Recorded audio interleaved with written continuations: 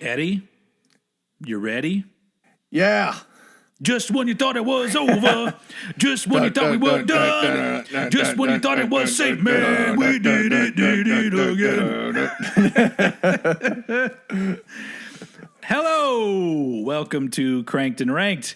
That was me channeling a little bit of Ja Rule in my intro. If you didn't listen to the first part, I think I said somewhere in the episode, man, I got to go listen to that recorded song that they did with Metallica and Ja Rule. Yeah. Swizz Beats. And I'm not going to lie, I've listened to that song like 50 times. It is a clusterfuck, but I love it so. Anyway, so yes, no need to introduce what we're talking about because it's right there. You can read it if you know how to read. Metallica Guess Part 2. You could say, you did it! Yeah. Yeah, it's so weird. It's so weird, the juxtaposition, because the chorus of it is that never more, you're whipping the boy. whipping boy. Yeah, we did it. Like, what did you do? I don't, we did something. Anyway. But that's for the last episode, because we're not going to be talking about anything anywhere near that collaboration, because we are in this second half of the Metallica ranking episodes. We're talking about the classics. We're talking about the first 5 Metallica albums, because in both of our rankings, those 5 remained in the lower half. So, If you want to hear something new, this is probably not the episode, because it's literally 2 dudes talking about 5 albums that many dudes have already talked about. As usual, I am Steven, a.k.a. Oldhead. With me, as always, Eddie Sparxx. Hello, sir. Yo. Coffee drink. Coffee drink. Dead air. See what you got. When I introduce you, you need to come at me with something with a little more meat to it. That way, I have time to get a really big gulp of the coffee. It warms up my throat. I'll come up with a salutations, thine podcast listener. Yes. Hello there. Something very smooth. So yes, Metallica, number 5 down to number 1, because we decided only to do the actual studio albums in this podcast. Maybe we'll do one talking about other shit later. I'm sure we will, because we're huge fans. So let's get that out of the way. If you didn't listen to part 2, we are both huge Metallica fans, so there's really not going to be any shit talking. But we do critique things. I guess I don't know, appropriately when I think that they need critiquing. But this is probably going to be a total love fest. So let's just go ahead and jump into it. As usual, I let Eddie go first with his pick, and so this will be your number 5. What's your number 5 Metallica album? Cool. So my number 5 Metallica album is Kill 'Em All. Kill 'Em All, the debut. Hell yeah. This album, for me, the reason it's number 5 is it doesn't have the maturity and growth that I enjoy from the 4 that sit above it. However, it's the immaturity of this album that gives it such a young, youthful energy. Yeah. It's like this album has a vibe all its own. Like, there's just something gritty and completely stripped back about it that just, I mean, aside from a few bells and whistles, this could be like a live performance taken right off of like a soundboard, really. Like, just the sheer ferocity of it. Like, I love this album, but it's just it's the rawest of the albums they did, and it's definitely a fun listen. Absolutely. Like, Hit the Lights is the absolute embodiment of early Metallica. The Four Horsemen, though, already shows a serious maturity when it comes to the composition side of things. Like, even on the second track already, like, and that's an interesting one, because you do have those people that prefer the Megadeth version, which was basically the original version of the song when it was called The Mechanics. And that baffles me, honestly. Like, I think that that's a good song, but the Four Horsemen, it's like they took something that was good and made it great. And honestly, I think somebody pointed out that I was a little harsh to Metallica critics in the last episode, and that's only because I'm very passionate. But I do think that a lot of times people saying they like the Mechanics better, I think that's kind of a little bit of a chest thumping kind of I'm a cool metal dude kind of claim, because the quality is just not there. Just because you play something faster doesn't mean that it's better. But I just like the Four Horsemen because they it's an epic song. It's the first like epic Metallica song. Track 2. Yeah. I mean, you get a good point. Yeah, it's like there's even that part in the middle where it slows down and goes all melodic and stuff that isn't in the Mechanics compared to this one. Yeah. I mean, isn't there like 3 minutes of this that doesn't exist in the Mechanics? Yeah, I think just the first breakdown in the song exists in the Mechanics. I think the other parts, I might be wrong though. I don't remember. Anyway, like, I know the Metallica version very well. I don't know the Megadeth version that well. That's the thing. Like, I feel like the Four Horsemen is the first like look at where the band was gonna go. Yeah. Compared to where they were at the time. So I'd say this is the closest song on here to something from Ride the Lightning. Mm-hmm. But then you get Motor Breath, which is a fun up-tempo ripper. And, Jump in the Fire is super catchy too. Yeah. Like that, it makes me laugh that, that they don't like Escape. Like, the band doesn't like Escape for being quote-unquote commercial, but like, Jump in the Fire is just as catchy. It has that fun, almost party metal kind of vibe going on there. Like, even though it does have like that darker, seedier edge to it, it still has that. Yeah.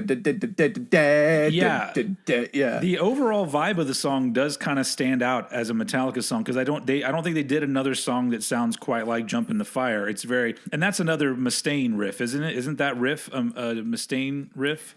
I'm pretty sure, yeah. That's a good question to post here because, a lot of people like to point out that Dave Mustaine wrote. Well, they say that he wrote all of this album, which he didn't. He co-wrote like 4 songs.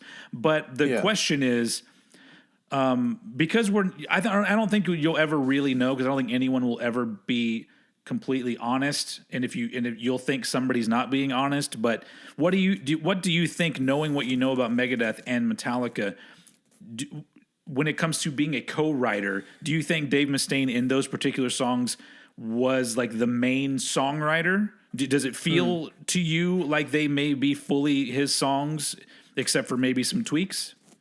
Yeah, I never, like, save from perhaps a few moments in some of the solos, I don't really get a Megadeth vibe from a lot of this album, to be honest. To me, it does sound like Metallica.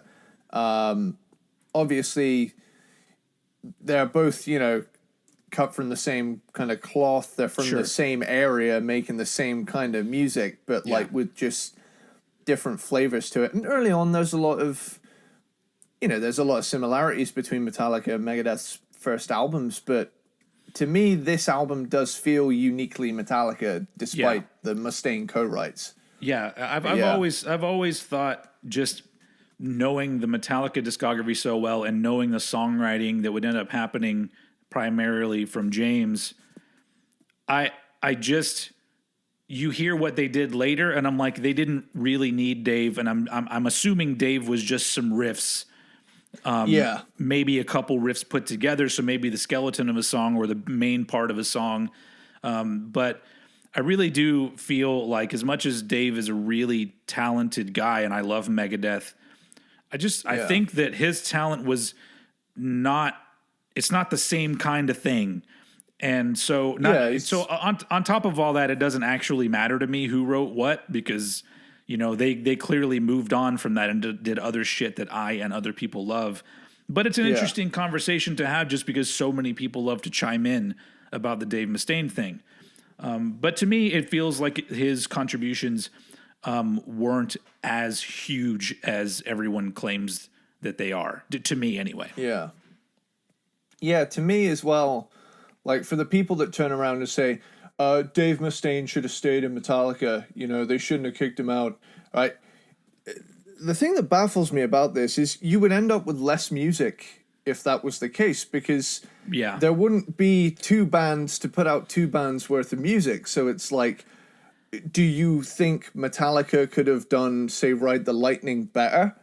And would you rather sacrifice, Rust in Peace, Peace Sells, all those great Megadeth albums so you could have a marginally better classic Metallica album? Like, for me, the logic doesn't hold up when these people... Plus, I don't really think, in different ways, I don't think Megadeth could have done Master of Puppets. I'm not saying they couldn't have played it. I just don't think that was in them to write that. And then... for damn sure, Metallica could not have done Rust in Peace. And to be completely honest, as much as Metallica is my favorite band of all time, I don't want to live in a world where Rust in Peace doesn't exist. So exactly. I'm perfectly fine with how things worked out. Totally. Yeah, I'm with you there. Moving over though to a Cliff Burton spotlight. The major rager on the 4-string motherfucker. Wow. Oh man, like the dude was a fucking alien. The dude got sounds out of that bass that nobody had heard. Anesthesia pulling teeth was our first look at how badass a motherfucker Cliff was on his bass. Like the dude played it like it was a lead guitar. And somewhere on YouTube, there's actually a recording of him and his previous band doing a bass solo that contains elements that would end up in this. And so he, like, from the beginning, I think everyone saw that he was fucking badass and like, oh yeah, you want to take a minute to do a solo? Please. Please do.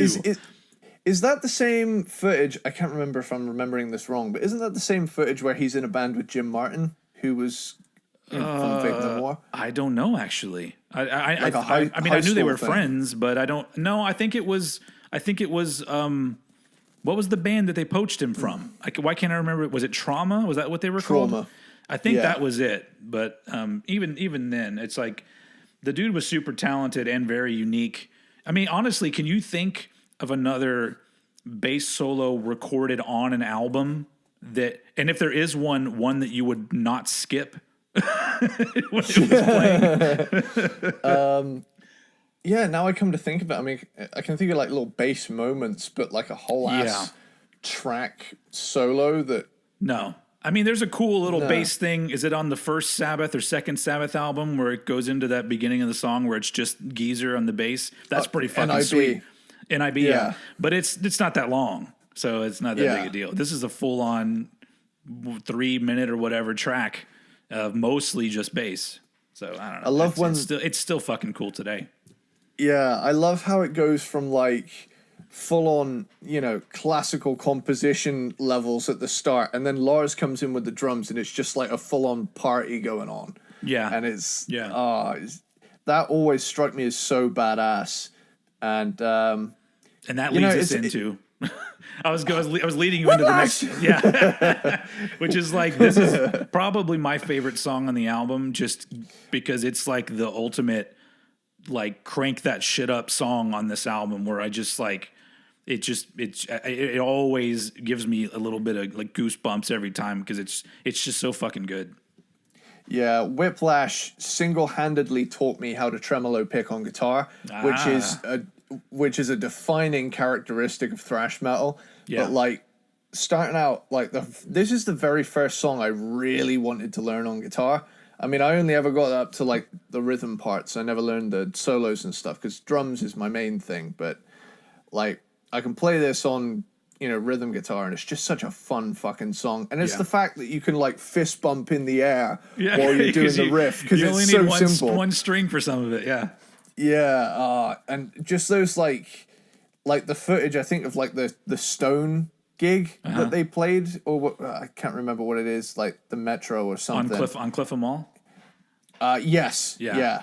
And you can see like a 20-year-old James Hetfield just like riling the crowd up, but he's like still trim picking that that string, and everybody's just going nuts. But like Whiplash, to me, I think they did themselves a favor too by playing. I mean, it's obviously a fast song on the album, but they played it at a tempo where it's not too hard to play it even faster live. So like when you look at footage from like Live Shit, Binge and Purge, where they're going absolutely fucking wild, like at least 20 BPM faster than its original speed. It's like, whoa, these dudes are fucking tearing it up. Honestly, in some cases, I hate it when bands play songs faster, because it takes some of the power out of the song, especially when they do the Four Horsemen, and that middle part is so sped up. It's like, I'm just like, you can't even, the little nuances in the picking just aren't there anymore. And it's like, it's not impressive to me. I would rather hear the crunchiness in the riff than see how fast somebody can play it. But I'm getting, Lars gets very excited. Yeah, for me, I think I would be inclined to agree. But like, if a song's charm is that it's fast, I'm like, hell yeah, crank that fucker up. But if it's like a more of a mid-tempo song, like Four Horsemen, for example, I do agree that it does take some of the oomph away from it. I do love the Binge and Purge version, just because I like Jason doing vocals. His energy has always just been this thing that I've always loved. So we'll probably talk more about Jason, because this is not his album at all.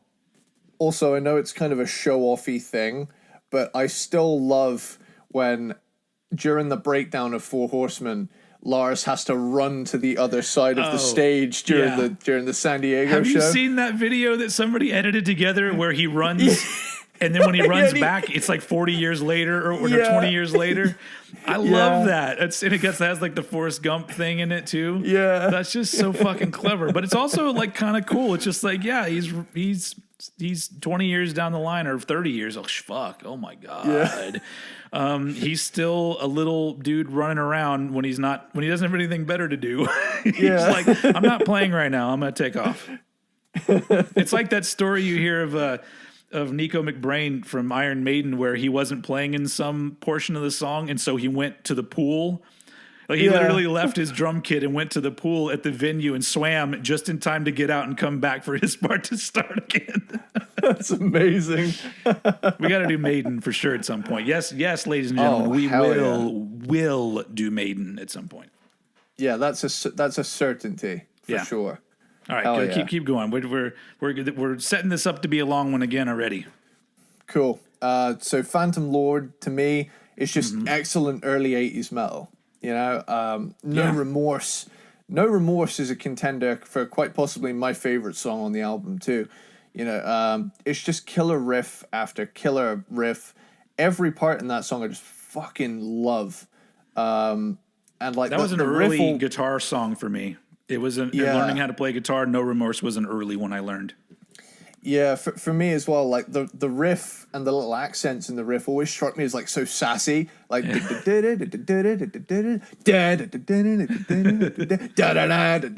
it's just those little nuances that just. It's gotta be the first time anyone's used the word sassy to refer to that song.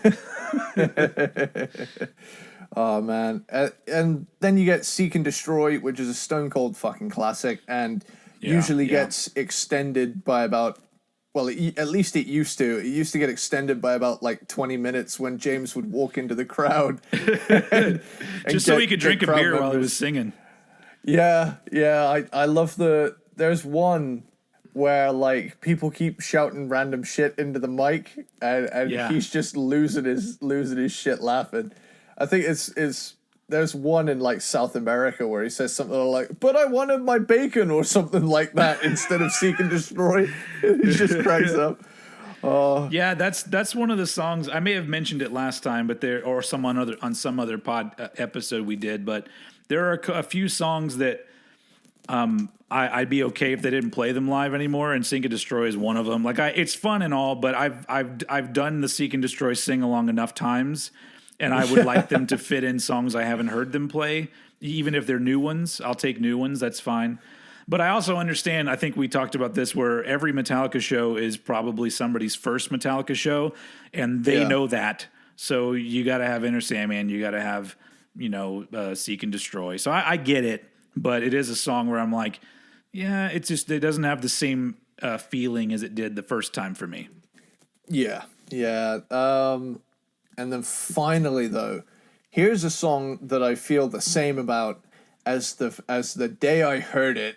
With Metal Militia, they couldn't have picked a better fucking closer, because this thing is furious. I love this song. And, I knew Whiplash from, Guitar Hero and Metallica, because, what a perfect thing to come in on for me at 11 years old. Metallica had their own Guitar Hero, so I was well, they have their own game. This is going to be my favorite band. I love this, but Metal Militia isn't on it. Whiplash is. But they kind of picked the greatest hits from each album. Yeah. As much as I would love for all of their catalog to have been in the game, but when I first heard Metal Militia, I was like, "Whoa, this is even faster and more technical than Whiplash." I have my mind blown. And I know now that there are far harder, more technical things out there. But at the time, as a newcomer, stacking this next to Du Hast by Rammstein, which is where I came in on metal with, I was thinking, this is fucking next level. Color my mind blown, dude. I was absolutely floored by it. So yeah, Metal Militia, awesome closer, and I love that evil marching troop sound at the end. Yeah, with so cool.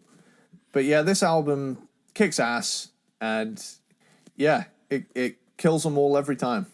Agreed. It's an absolute fucking classic. So I say this a lot, and I'll say it again on this episode, that when I do my ranking, I try my best to find the middle ground between how I feel about the albums and my favorite albums, and then objectively looking at them on their own merit, what they accomplished, where they fit in their catalog, and all those things. And so I actually had to put at number 5 one that I would probably put in my top 3, but I thought about it, and I'm like, it's got to go at number 5 just because it makes sense to me. So my number 5 is "And Justice for All," which it hurts me even just saying that, because it's a fantastic album, and my introduction to Metallica was the song "One," and then eventually when I got into the band in '91, really into them, and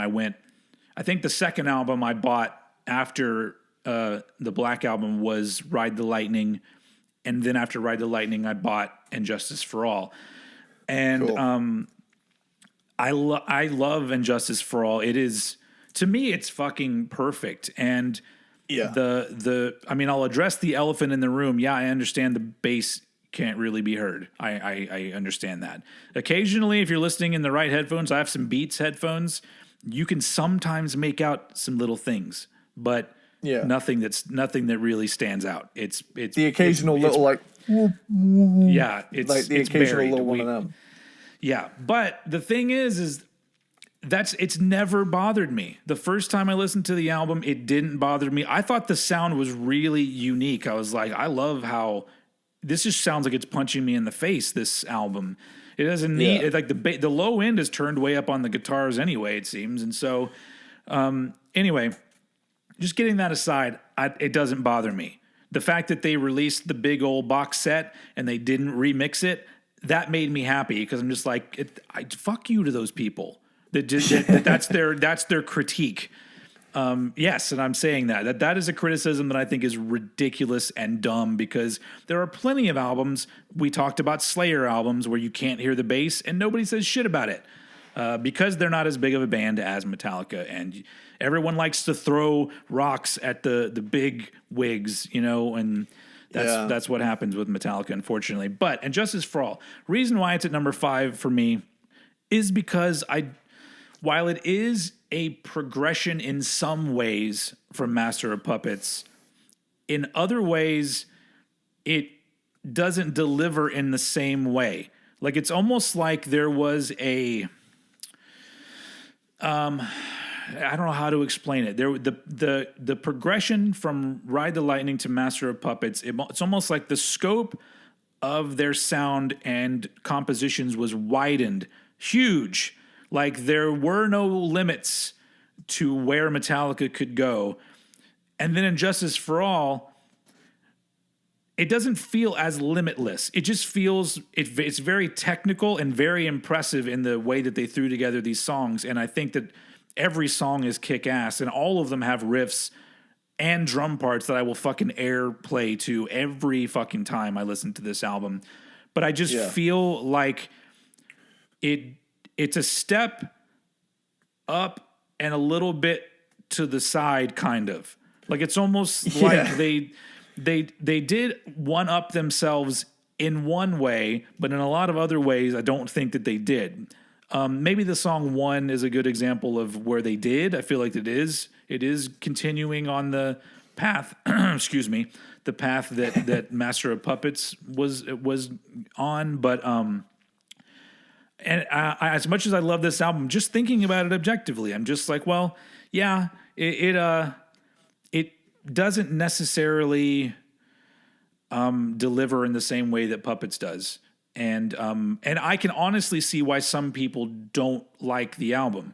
Like, it's when it comes to Master of Puppets, if somebody says I think that album's overrated, once again, I think they're just trying to earn some kind of cool points. That's the dumbest thing I've ever heard.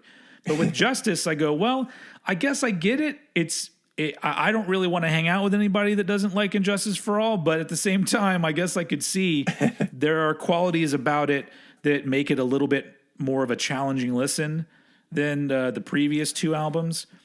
But yeah, I'm not going to go on and on because once you get to this album, we'll get way more in depth. But I ended up putting it at number 5 just because the positives about it, not just with me, but with the world of metal and everything around it, this one to me is the least impactful. And so I ended up putting Injustice for All at number 5. Yeah, I can see where you're coming from. It feels like, obviously, I'll get there eventually, but I think the best way to put it is like the production of their first 3 albums like increased with each. You listen to Master of Puppets compared to Ride the Lightning. As big as Ride the Lightning sounds, Master of Puppets sounds like huge. Yeah, but it's like, and Justice for All is so dry. It has like all the air sucked out of it, so it's like it's more machine like than the more organic sound of their first 3, I think. Yeah. I think that's it's a good way to put it. But yeah, it is. But it's still fucking fantastic. Like I said, it's probably in my top 3. It's probably really my number 3 when it comes to albums that I go back to often. Well, I go back to all their albums often, but this one a lot, just because it's got a vibe that you just can't deny. It just feels urgent, and I like that about it. Hell yeah. So my number 4 is the Black Album. Whoa. Yeah, this was a shocker for me too, because like, while only clocking in at number 4, this is probably the album I play the most, seeing as it's more of like an easy listen. Yeah. The songs have a more straightforward approach. I don't have to invest as much attention to appreciate like the full effect of the songs. It's just a bunch of bangers. But god damn, like this was hard. Like this point onwards. That's what she said. Yeah. Oh man, and Enter Sandman. Like, regardless of how much it's been played, I love this song. I will never not want to hear that riff. But like, there's so many other songs on here as well that I love, and it shocks me that I had to put it at 4, but the 3 I put above it. Yeah, I mean, They're just that much. There's no arguments here because we're in banger central, as you say. We're in the love zone. The love zone, yes. But yeah, sad but true. 30 years on is still one of the heaviest riffs ever. Yeah. Like, that's one that I don't get tired of that one live. Just because that just has, I don't know, there's such a great energy to that song live. That one I'm actually okay with them playing a little bit faster, but I love the original tempo of the song here. It's funny, when I saw it live, I think they actually played it slower. Yeah, when I saw them on the Load tour, I remember them playing it, and that was when James started to do that, Metallica gives you heavy, baby, and then they would go into it. And I remember they played it real slow, and I was like, whoa, dude. That's a spicy meatball. But, oh, dude, Holier Than Thou is has one of my favorite bass moments ever, which is after the solo in the song where everything drops out with the bass and the drums. And it's just do do do do do do do do do do do. Yep. Just Jason Newsted finally getting the spotlight he deserved. Well, we'll give him a spotlight here too, man, because now that he's been brought up, I got to give my 2 cents because I think everyone has their opinion, and I think mine is, it's not a totally unpopular opinion, but it's bordering on unpopular. But my favorite Metallica bassist is Jason Newsted. Right there with you. As much as I love Cliff Burton's fucking amazing, and Rob Trujillo is probably the best bass player they've had, technically speaking. But something about Jason, maybe that's because that's when I came into the band. But also he carries that vibe with him of a fan, because he was a fan. Yeah. And it's so the live energy. Yeah. And so it always makes me, I feel it when I watch him play in the live performances from then. I feel excited because of him, because I'm all like, God, that's got to be fucking, like, imagine just like being like, oh, you're going to be in our band now. and all of a sudden you're up in front of thousands of people, and it's just God, it's amazing. But yeah, I just love his energy, and his playing was like, he wasn't flashy. I mean, he got his own bass solos, which I think were pretty damn good also. They didn't record any of them, but I guess My Friend in Misery begins with a bit of a bass solo, but I just think he's a little bit underappreciated. I think because he didn't really do anything flashy. He was just holding down the groove, and I think that's a really important thing with a lot of bass players. Yeah, I also just love the fact that, every now and again he would hop on the mic. He was almost like the band's hype man in a way. Yeah. Because like he would get like the occasional verse to himself, and I love on the Seattle '89 show where he introduces The Thing That Should Not Be. And he's just there, like, looking at the crowd with this, like, evil eye stare going on. He's like, it's a big fat motherfucker called The Thing That Should Not Be. Yeah. Dong, dong. Oh, man. Those shows were fucking fun because I don't think the one in the Seattle recording has it. But in a lot of the shows they did around that time, at the very end of the show, everyone would change instruments. And Lars would be the lead vocalist and everything. And every time I see footage of that, I'm like, that is so much fun. It sounds fucking awful, but it was just a lot of fun. But yeah, that was around the time. Like, I would say that live, as a live band, like once they got into the Justice touring cycle, they were just a fucking badass machine from then into the early 90s for me. Total force to be reckoned with, and still to this day, like, oh man. And again, we're still in classic territory. We got Unforgiven. Metallica, like, they'd done ballads in the past, but this one flips the structure around. So it's got a quiet, loud verse and a quiet chorus. And there's that part where it goes, Unforgiven One. Because he knew there was going to be 2 more songs. Oh, wait, he didn't say that in the song? Never mind. Let's not rule out a fourth here. I'm all right. But this original one is it's up there with my top. It's probably in my top 10 Metallica songs because it is just an amazingly well written and well performed. Everybody on the track sounds amazing in this song. Yeah, I'm gonna throw this out there and say this.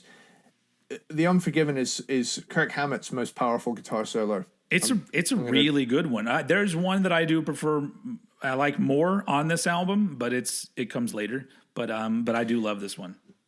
It's just the sheer power behind it. Didn't they?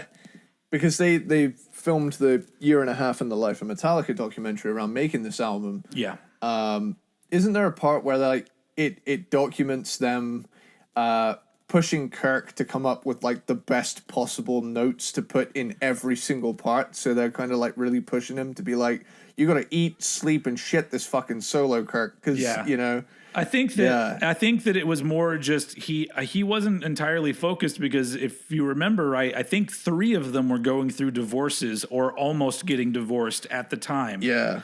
And I think Kirk was the worst off of all of them, having the most drama in his life. And so, because you listen to like early in the 1.5 in the life of Metallica, you hear like an earlier version of the solo, and I'm like, oh, that is not as good. And I don't know if that was just him noodling on an idea or if that was something he had written, but where it ends up is pretty fucking amazing. And I think it's true. It is a song that deserves that kind of solo. Like you can't phone in a solo on a song like this. And in a lot of faster metal and thrash metal, you can get away with some widdlies and it sounds really cool. But that's probably why I like Kirk so much, because Kirk is a very soulful guitar player, bluesy, even more so now than he even was then. I like that about him. I don't need solos to be super fast. I need them to feel meaningful. And so that's what this one is. Hell yeah. It's like it's there for a reason rather than it's there because they needed one. Yeah. Like, yeah. Oh, man. And then we get to Wherever I May Roam, which is another top 10 for me. Yeah. Yeah. Well, this is song. like, this one's a top 3 Metallica songs for me because, like, everything down to the intro. The only criticism I have about this song is that in the video they cut out my favorite fucking part of the song, which is the like that bit there. Goosebumps.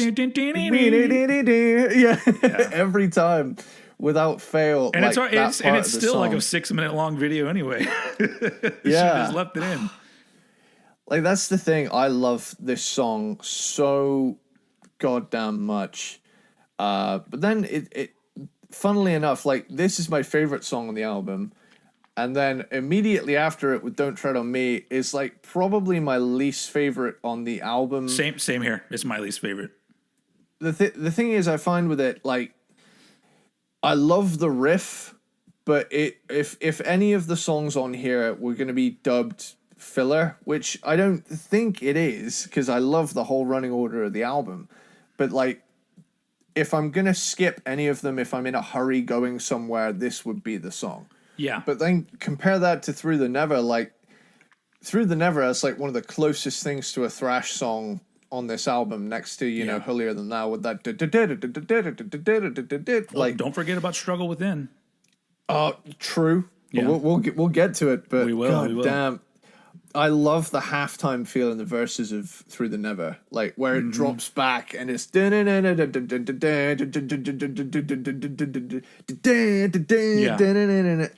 that riff is so cool. First time I heard it, I was like, I'm sitting right fucking down, looking at the tabs and learning this. Yeah, this was when I remember when I first heard the album. That was the standout song for me. Like that was the one that I went back to and listened again because I just loved the riffs on that song.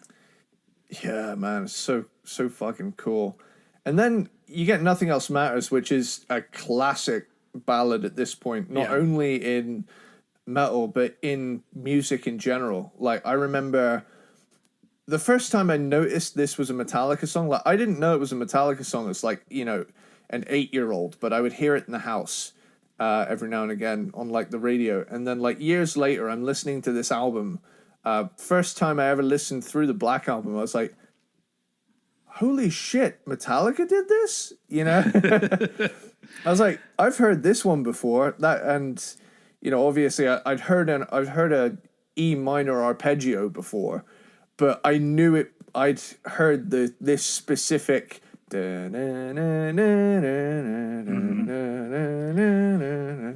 guess for the most part, for the majority of the song, if you didn't know better, you wouldn't know it was Metallica. But then, thankfully, James gives you a going into the solo. So it's like, oh, there it is. There's Metallica. For sure. And I love the video to this song, too, because it's clips from that 1.5-year documentary. But like every now and again, like even through like quite a somber song, I still love that they threw in like humorous little things of them like pointing at porno mags and shit and throwing darts at Kip Winger and shit like that. Yeah. I don't I almost feel like they probably were trying their best to not go the route a lot of other bands went, where it's like, show how hard it is on tour in this in this video where we all look very tired. Which I guess eventually they did do like an on tour video, but even then they still steered clear of the cliches of life is hard on the road. Yeah, they just kicked ass the whole time. Yeah.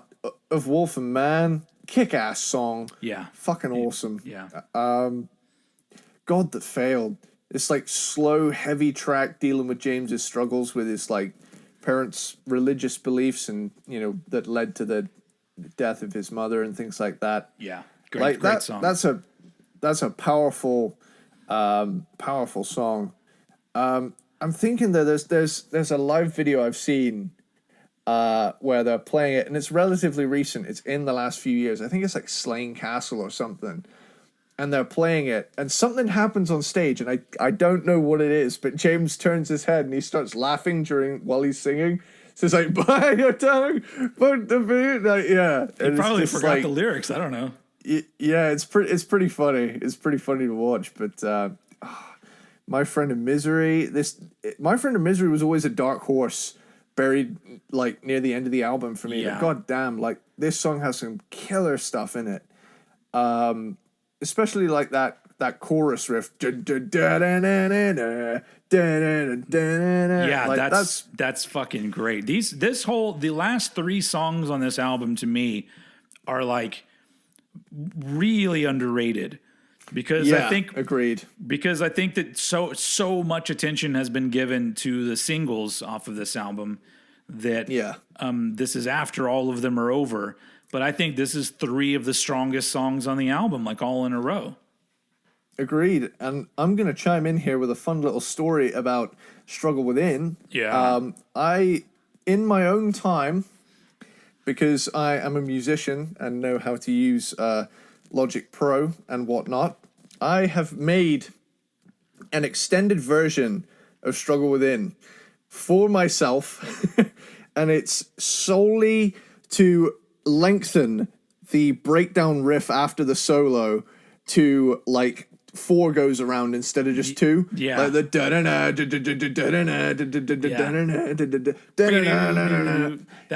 that right there is my favorite solo on this album, the Struggle Within solo. It's got so much energy to it, and it's fun. It's a super fun solo. But then it does lead into that cool riff that it plays really quickly, and then they move on to the last verse. Yeah. I have a feeling that in an earlier version of the song it was longer, because I think that when it comes to Bob Rock's influence, like that's another thing that people that really don't know what they're talking about like to say is that Bob Rock made them make these kind of songs, and I'm like, he didn't. I mean, you can clearly see that, and if you listen to demos, the songs were already pretty much what they are now. But in certain demos, you hear them and you hear things are longer. And usually it's a riff that's played a second number of times. And I have a feeling that in that particular song, originally that was probably longer. And Bob Rock's suggestion was like, yeah, you can cut that off there. And they probably just went, cool, whatever. That was probably one of the arguments that was pretty short. But I really do think when it comes to Bob Rock, who in my opinion, did a fabulous job of producing this album. It sounds amazing even today. Yeah. But I really think his influence really was just sort of molding what they had into the best thing it could possibly be. He was kind of like holding their hand into this kind of uncharted territory of them trying to make more straightforward and I guess accessible versions of their music. So, but I still love it. And honestly, it's I don't know. Struggle Within is a fucking killer. They're really good at ending tracks. Like the last tracks on Metallica albums are usually pretty damn good. That big ass majestic intro as well, with like the marching drums and shit, and all those guitar harmonies. Yeah. And it closes out the same kind of way, which is backwards, if you didn't know. Yeah, yeah, that's so fucking cool. So you can actually play it. You can play. I remember at one point, I think they actually released that part of the song backwards online, and you could download it and hear how it actually was played, and then they flipped it for the beginning of the thing. Yeah, because they did the same thing with the intro to Blackened, didn't they? Yes. But that's a little bit different, but But yeah, it was flipped backwards.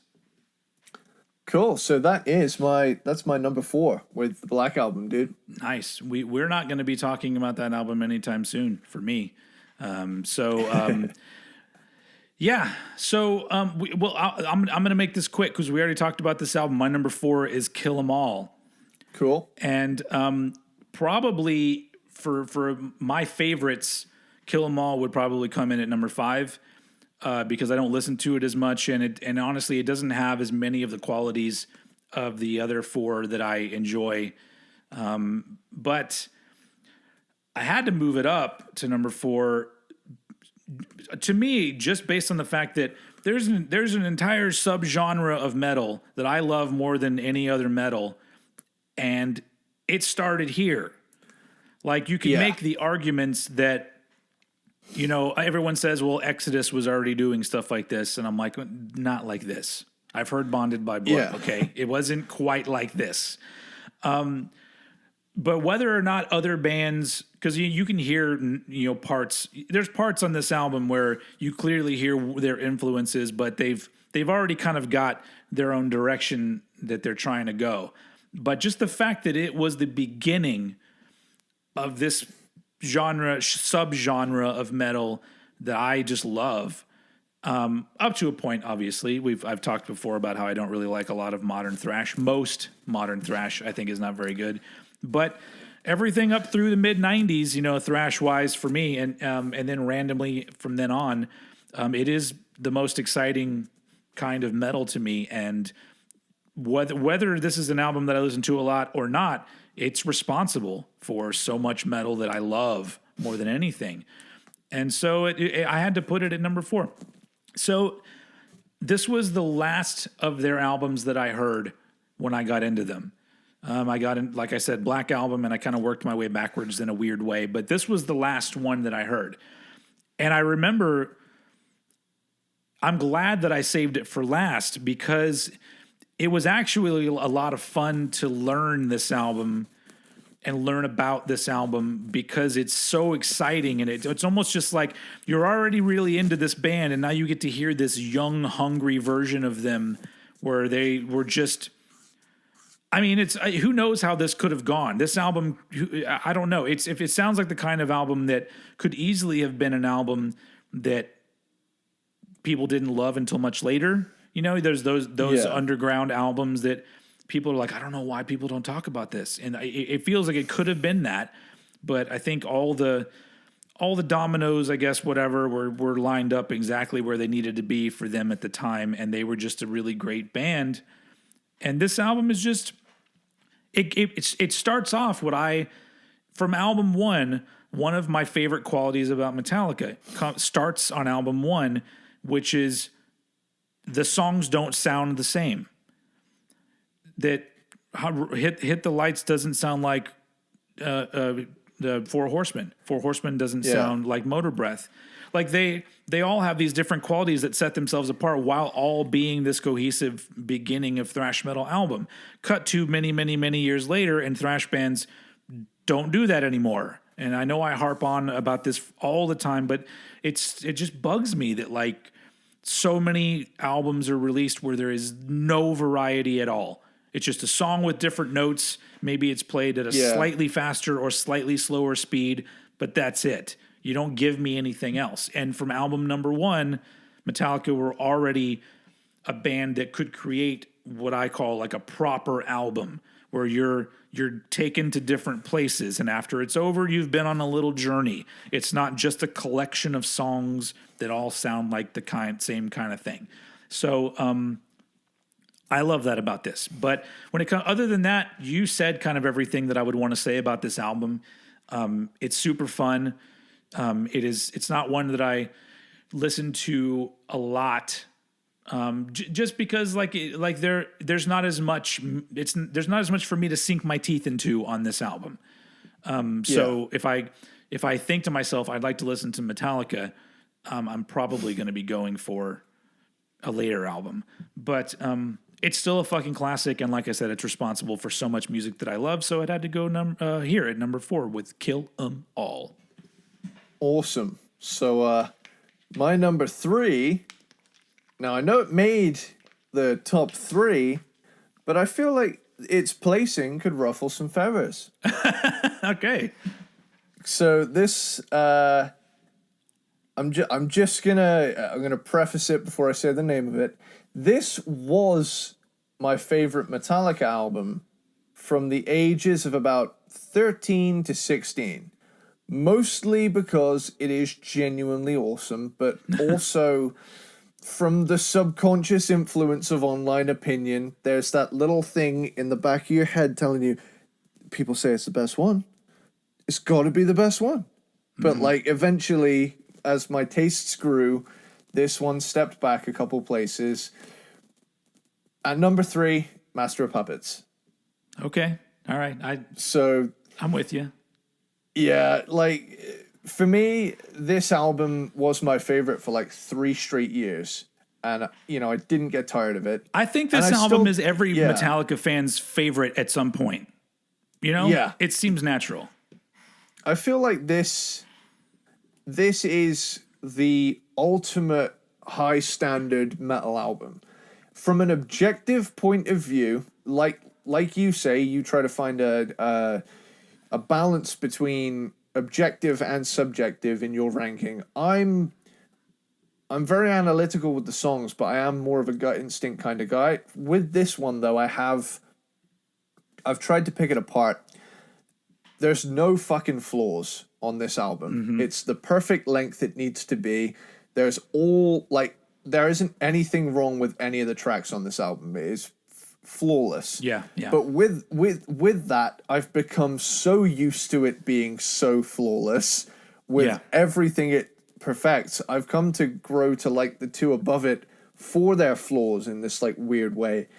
But this one here is like the ultimate standard for a metal album. If you can get to Master of Puppets level, you're a fucking awesome band, If you can even hope to replicate some of the qualities that this has, good God, you've come across a little gold nugget.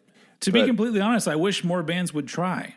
Like I feel like nobody swings for the fences in that kind of way with an album anymore. Yeah. It's even the best bands out there don't really go for that. And I guess it's just with the times, but I agree with you that I'm going to go ahead and jump in because this is also my number 3. So we're locking in with each other. So ladies and gentlemen, you do have a Metallica ranking where Master of Puppets is not number 1 at all. Hey, but I'm gonna let you finish. But Beyonce made the best video of all time. But I'm gonna say that every time. There's no way you can say I'm gonna let you finish and then not say the rest of that. But I agree. It is if somebody would say, is there a perfect Metallica album? I would say it is Master of Puppets. But like you, I put it here at number 3 for reasons that I will explain later. So our joint number 3, but please go ahead and do your thing. Cool. So opens with Battery, killer opener. brutal throughout, you know, even after that ominous acoustic intro. Like, Ride the Lightning and Master of Puppets are very similar in how they, you know, kind of approach a lot of things, and both open with acoustic stuff, but in contrast to the more, you know, classical, yes, I'm now going to play, you know, Adagio in the third major, you know, the intro to Fight Fire with Fire sounds very sophisticated and composed, whereas this one feels a little bit more spaghetti western, which I know, you know, the band were a fan of, like, little things like that. I love the James Mason voice that you just did. Is that actor's name? It sounds like that. Anyway. I don't know. I'll have to double check, but oh man. But like, I gotta admit something interesting that I don't think I've never talked to anybody about this, because honestly I feel a little bit shameful about it. But for some reason I cannot wrap my head around the correct time signature for Battery. I try the way the vocals go with the riff and the drums. I always get tripped up, and then sometimes I'll hear it, especially live, and I'll go, "Oh, that's how you would play it." But then I listen to it, and for some reason, my brain cannot grasp the ones and twos correctly. Like I'm on the wrong beat, and then I have to switch to another beat. And I think that Fight Fire with Fire is one like that for me too, where for some reason my brain can't do it, and I feel like I'm not as good of a fan because I can't do it. But it's a weird thing for me, and so every time I hear this song, I hear it in a different way than I think some people hear it, because my brain is on the wrong beat. But it's been that way since I first heard it, and so it's almost like a time signature jumping song, even though it's not necessarily intended to be. Yeah, it's crazy. You know, there's a real misunderstood genius to what Lars and James and co put together, because it's like, isn't there like a big thing about, you know, I know this is in the next song, but it extends to this too, where there's like an inexplicable like half beat in Master of Puppets or something that they just do, like they don't even think about. It's just there. Yeah, I feel like they do stuff like that, and I don't feel like they're trying to fuck with people. I think it's just how the song came out. Oh man, like Battery though, what a killer opener. Yeah, it's incredibly satisfying to play on drums as well. Like that double kick under the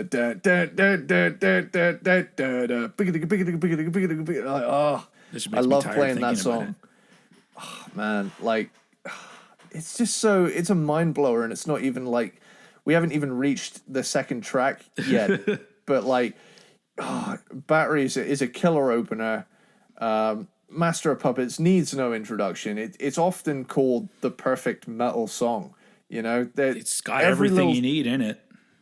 Yeah, I feel like if a kid wanted to know, you know, what is metal, I would hand them this song. Yeah, you know, Master of Puppets it's the gold standard. It's the gold standard. It's got the accolade of being the perfect metal song, and I fully support that.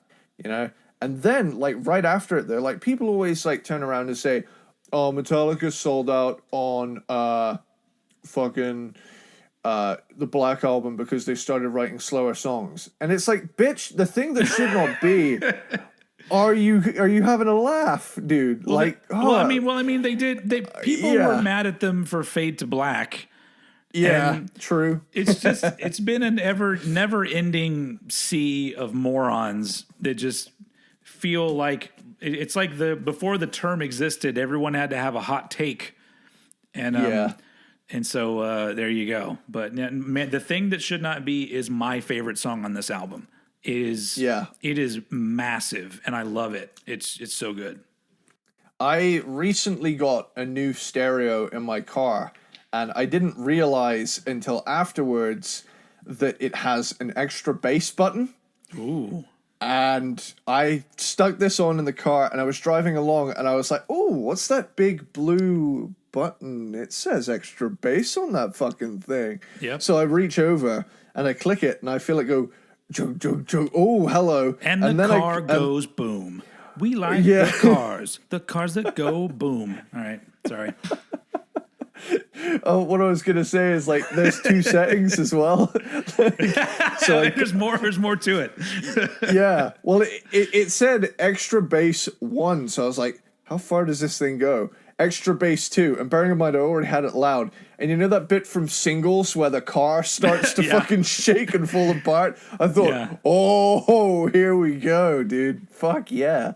You're that jerk that's driving up next to, and nobody can hear what music you're listening to because it just sounds like. Yeah. Or I'm sure inside it sounds great.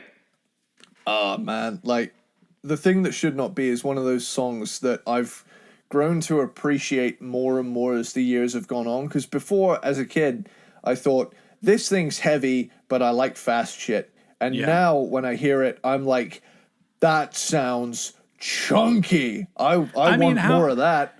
I don't know if Metallica, when it comes to the big, when you hold the invisible orange in your hand, I don't think they ever did it better than Hunter of the Shadows is rising.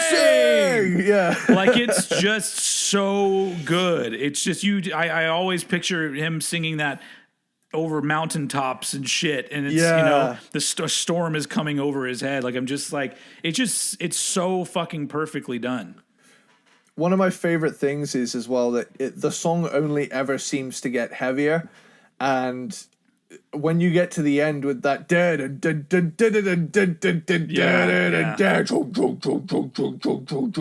like those final chug riffs at the end are just crushing. Yeah, totally.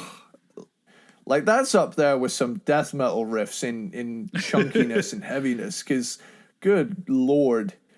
Also, didn't Primus do a cover of it that's surprisingly fucking amazing? Yeah. Like, they've I think it's on, like, Rhinoplasty or something. It's one of, like, their compilation ones, EPs. Mm-hmm. That thing rules. Just hearing, like, Les Claypool's bass under it as well. It's awesome. But then you get Welcome Home, Sanitarium, which, funnily enough, I feel like it should be Sanitarium, Welcome Home at this point, because no one calls it Welcome Home. Everybody calls it Sanitarium. It's like one of those. That's fun. That's funny. Now that you mentioned that, the name of the song is actually Welcome Home. That's so because I never really think about it. That the part that isn't in brackets is Welcome Home, which doesn't sound like it's the name of the song. It sounds like a different song. Anyway. Like I'm saying, like, with everything so far, is a fantastically crafted song. Yeah. And the clean passages in it really show off their sense of melody, even at this point. 1986, when, Slayer was doing Rain and Blood, Metallica was doing this, and it just really shows off the scope of thrash that, unfortunately, a lot of people don't recognize outside of metal, because this song is just so amazing. Yeah. And the way it really takes off about halfway through with that killer solo, and James does the "Leave me the fuck alone" live. Like, everything so far is 5-star quality. Disposable Heroes. Now, this is a brutal depiction of war.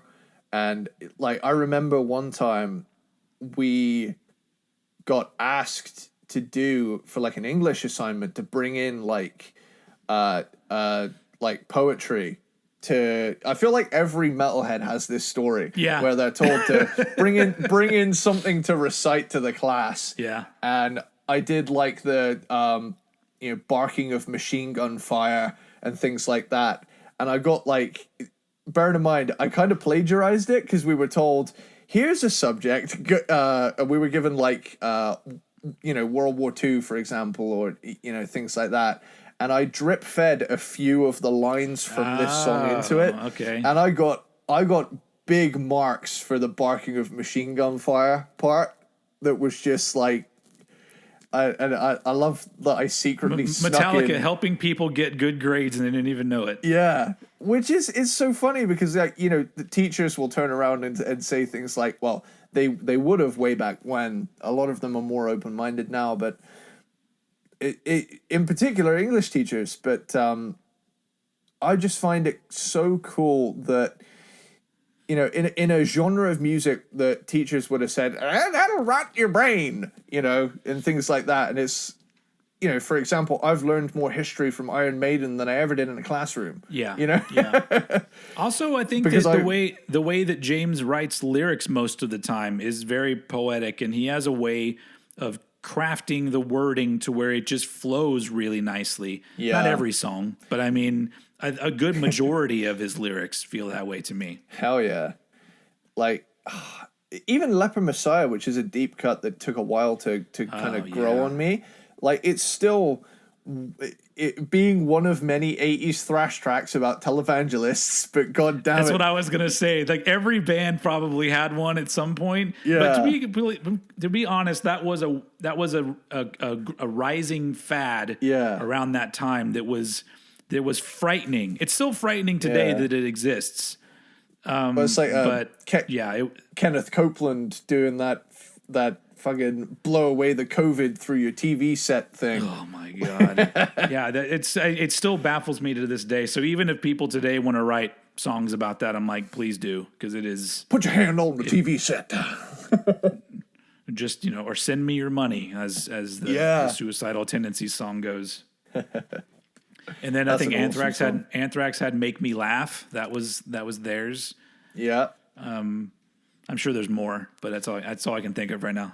Yeah, they all got one. Yeah. Oh man, and then you get Orion, which is, I would say, probably their most iconic instrumental next to Call of Cthulhu. And it's a real showcase of, the beautiful thing about Metallica doing instrumentals is like, they're like classical compositions in like how well put together they are and how each part serves a purpose without saying a single word, Yeah. And that midsection, like my favorite part of the song is when everything else comes away, the do do do do do do do do do, and those like really melodic solos come in.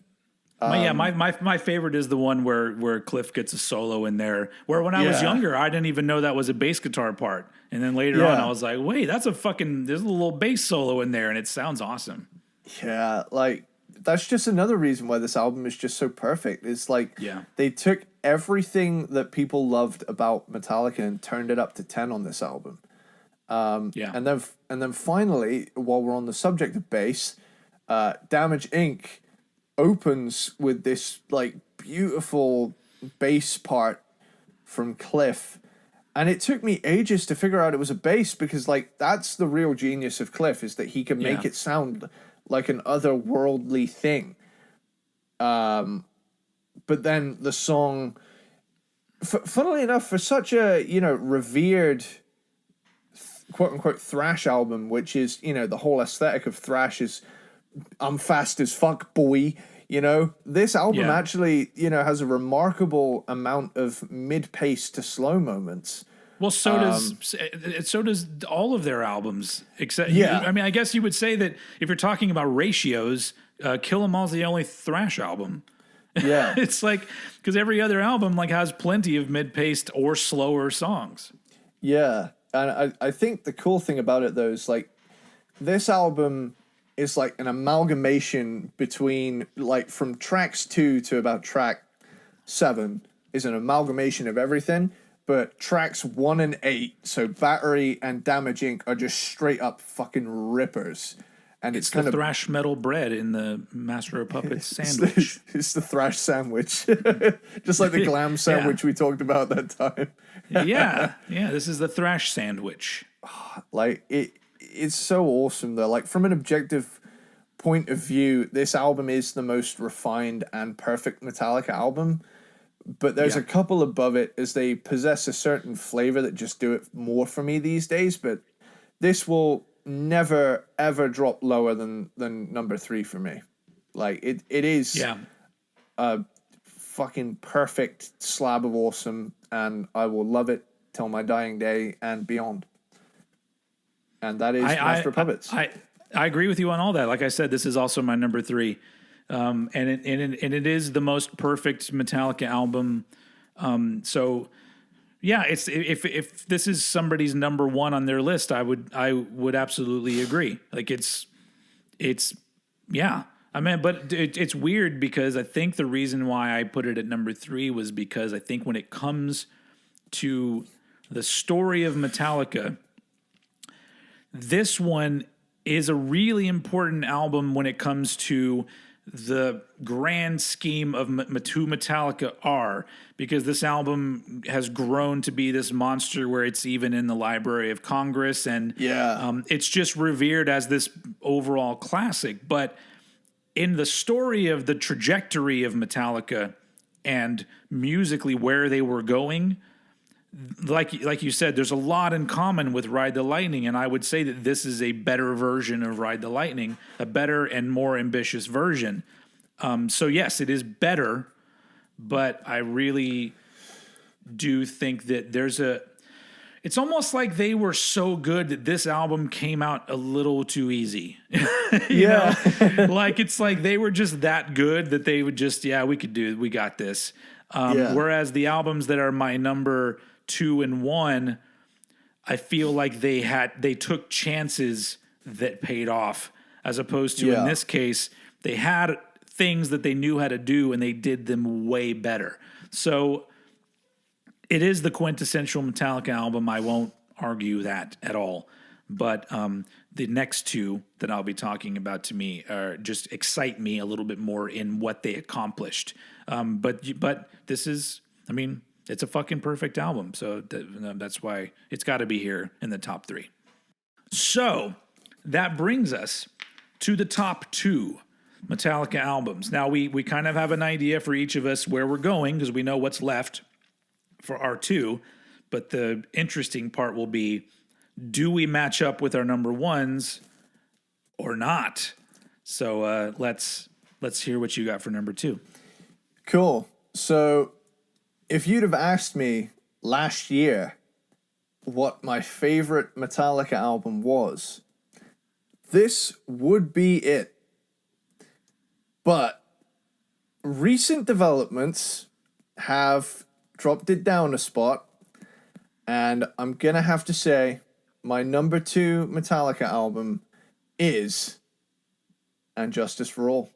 All right. Justice. And this one was my favorite from age 16 up until very recently when something switched for me. And while I know you touched on this, but while I recognize there is no bass in the mix, I heard this album very early in my days of getting into metal, so it didn't bother me then and doesn't bother me now. Like, hell, I barely even knew what a fucking bass was, let alone the purpose of the darn thing. Yeah. You know, so, I was 11. Cut me some slack, people. I'm gonna jump into my track by track. Honestly, like if they did put out their own remixed version that played bass, absolutely, that played bass that that boosted the bass. Absolutely, I would be interested in hearing it, and if they released it to buy, I'd buy it. But if they don't, I don't care. Exactly, it doesn't bother me. Yeah, it's like all those "And Justice for Jason" videos on YouTube. It's like, yeah, it's cool to hear it with bass, but it doesn't sound like, A, it's not Jason playing. B, it's cool to hear it, but it doesn't sound like it's in the same space. It just sounds like someone playing bass along to the album. It just reminds me of this was a trend that happened like in the 80s and probably I guess in the early 90s too, where you would be watching TV and it would be like, tonight watch Casablanca now in color, and it's so like, Yeah. The fucking movie now once again, if you listen to a lot of our podcasts, I don't give a shit about old movies. I'm just bringing up black and white movies. And in movies like those, I don't think you need them to be color. The fact that they're not color is not what's missing from those movies. It doesn't matter. So it's almost just like you're catering to what I would consider the lowest the lowest common denominator of people. Yeah. Where it's just like the people that care so much about the bass on Injustice for All, I don't even want to hear what they have to say about the album anyway. So it's like, just move on. Bye, Felicia, as they say. For me, like the whole, like really going overboard remastering things is something I saw in the last couple years that really frightened me was the 4K remastered video for Last Christmas by Wham. I mean, that's a stone cold classic, though. For Christmas music, that's one I have to hear every Christmas. But the problem is I have with it is when they remastered the music video and re-uploaded it. They got rid of Andrew Ridgeley altogether. Oh, man. It weirds me out that they've managed to make an 80s music video look like it came out today. I don't want it to look like it came out today because now it just looks generic. Now it looks like a bunch of people today dressed like people back then, recreating something that was already loved for the reason it's loved, because it's old now and it has that vibe and people come to it for that vibe, you know? All right, so I gotta go off on a tangent. We're already kind of on a tangent, but I don't know if this is a thing that happens. It's over there too, but this drives me up the wall. You buy a new TV and there's a setting on it that is supposed to smooth everything out, and it makes everything look like a soap opera. Even if you're watching a Hollywood movie that's done on film, it does this thing where it fucks up and so many people's houses I would go to, and they would just have that setting on. I'm just like, this is fucking driving me insane. How can you watch this movie this way? Yeah, it looks like awful. So I don't understand. First of all, I don't understand how everybody in the film industry and TV industry isn't just signing a petition saying just remove the fucking setting. Yeah, because it's just to me, if I want to watch something that looks like a soap opera, I'll watch a goddamn soap opera. Yeah, I'm not a kid anymore. That's to be like, ew, it looks like I could reach in and touch them. I don't really care. Yeah. And so that setting always, anytime I've gotten a new TV, I'm like, let me find that goddamn setting so I can turn it off. I'm starting to see movies now that they're like, watch Back to the Future in 4K. Dude, there was nothing fucking wrong with Back to the Future. I don't care that it looks like it's from the 80s because it's from the fucking 80s, you know? I mean, clearly there's an audience out there, I guess, of younger people that want things to look new, even though they're not. I don't quite understand that, but I don't care the what same they could be say. said for that nothing is ever going to fix Dr. Emmett Brown standing slightly to the right so his foot is in the flame instead of between his legs. Nothing's ever going to change that, right? So we might as well just fucking accept that movies be old now, you know? And that's their charm. Don't take it away. So, I agree. But to bring us back on track a bit, I feel the same way about remixing and remastering old albums. I want them to sound as they sounded when they came out. That's why I like the remasters that Metallica has put out. They seem pretty faithful to how they originally sounded. Maybe making minor improvements, which I have no problem with, but I would rather listen to the original mix because I like the way they sound. They sound the way they sound. And then if you don't like it, you go listen to another album. But I guess there is a large amount of people that I hear say things like, "Oh, I'm going to wait till they bring out the remastered version." I'm like, "Why would you do that? That's the silliest thing I've ever heard." Yeah. But anyway, it's been out for like 30 years. You know? Yeah, it's like but to bring us back on track, because we're talking about Justice, and I even the remastered version of that, like there's still the bass isn't very audible, but it doesn't matter. And so I'm happy that they did that. I'm happy that they just said the album is what it is, and that's what makes it the album that people love. or if they don't love Yeah. it. If somebody doesn't like this album, I don't think adding a bass guitar is going to change it. You know, Yeah. and if it does, then how shallow of a person are you? You know. So anyway, so let's jump into Justice for you. Cool. So, Blackened is my favorite Metallica song. Yes. Hands down. It's Blackened is unfuckwithable in every way, shape, and form. I honestly don't know what my favorite Metallica song of all time is, but I can tell you that the solo in Blackened is my favorite Kirk Hammett solo. It gives me chills every time I hear it. It is fucking fabulous. Yeah, it's a brilliant song. The breakdown, the riffs, all of the little inflections and time changes. Mm-hmm. Like they're still doing their thrash thing, but they're flexing their prog muscles pretty early on this. Which they really flex out on the following track with And Justice for All, title track, is an almost 10-minute opus of a song. They're really showing off their composition and time changes and just every little thing in this song. I love the melodies and the solos and the clean parts too. Such a cool song. I've heard some people complain that the song is too long, and this is probably one of the only exceptions where I can actually think of what could be shortened, because it does go from doing the version of the riff that goes dang, dang, dang, dang, dang, dang, dang, and then you go to the dun, dun, dun, dun, dun, dun, dun. So it's like and there's nothing else happening except for the riffs and the drums. Yeah. So it's like, okay, I guess I could see how that to some people could be like they could have cut that in half and moved into the verse. But other than that, I can't think of anything in this song I'd want to cut. Like, it fucking rules. Yeah, again, I've sat with it for so long now. To change anything in it would be sacrilege. Yeah. Eye of the Beholder. I believe Eye of the Beholder is massively underrated. I love the time changes, the weird jerky moments that like catch you completely off guard. The chorus is heavy as shit. Like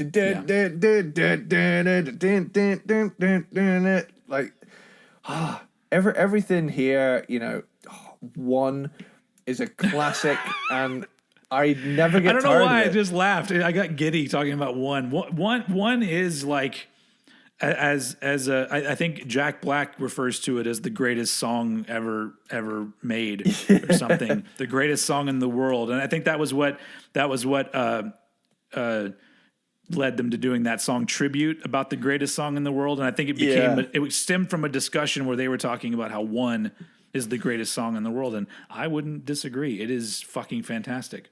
Hell, you could argue it's number one. It's fucking perfect. It deserves its title, man. Like, God damn. It's the first one I heard, and I just remember hearing the fucking machine gun rapid fire.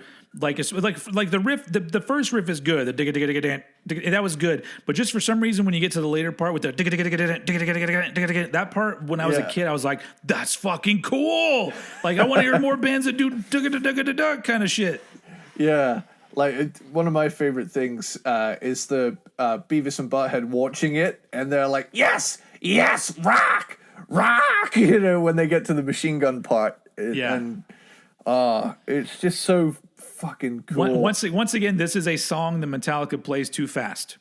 This one, it doesn't have the same effect when it's faster, and I really wish that they'd do something about that, or don't play it. But I just think that certain parts of the song do not shine the way that they're supposed to when it's played too fast. See, I can be critical of Metallica. See, we're not just filleting them for another 2 hours. Yeah. We've said like one or two things that were critical. But man, Short Straw kicks ass the entire time it's on. It's just another barrage of awesome riffs that are put exactly in the right place. Harvester of Sorrow, this super slow grinding song, and that clean guitar, that bow was another early thing that I learned because I just thought it was so cool. This was one that grew on me because I think for a long time I really didn't like it as much. But now it's like one of those ones that I hope I always hear them play it live because I just love. I don't know. It's such a fucking cool song. And I think that's a testament to the kind of songs that they were writing because, especially on this album, they're not all songs that immediately hit you as like great. Like you don't like. There's cool things about them, but there's so much in a lot of the songs that, with repeated listens, you kind of really get into. Yeah. And I'm gonna raise my hand and say, "Frayed Ends of Sanity," most underrated Metallica song. Oh, it's a contender. No. We'll get to the most underrated Metallica song in my opinion, but this is one of them. Yeah, I'm saying it's definitely a contender. Yeah. But I'm gonna throw this out there. This song, hands down, has one particular accolade that I'm giving it the Eddie Sparxx little accolade badge that it gets to have. It has. It's going to be. It has to be. It has to be a gold badge that says "Absolute Tune" on it. Yeah. It possesses Lars Ulrich's best drum fill. Yeah.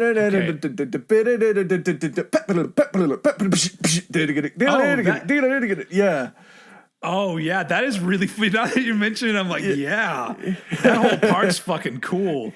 Oh, yeah. See, that's the thing. People shit on Lars, but, play that drum part.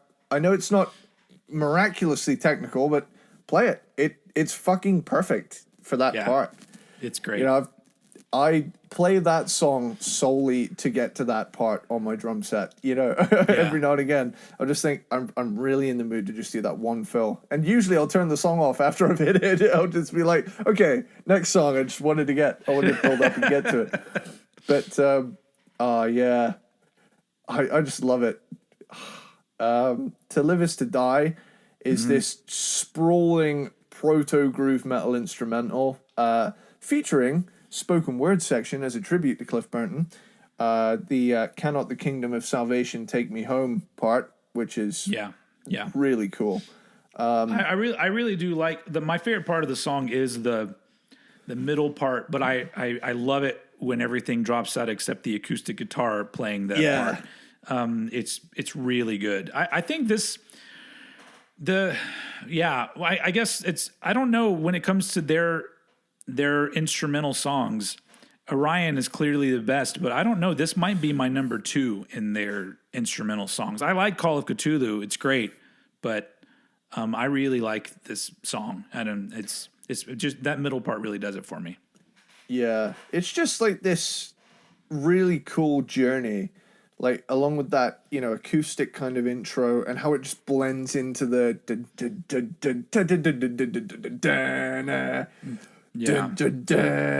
like and the solos in it I feel are really tasteful, considering like people always say nowadays Kirk wham it, people those memes and shit, but like it all feels, it's so well thought out.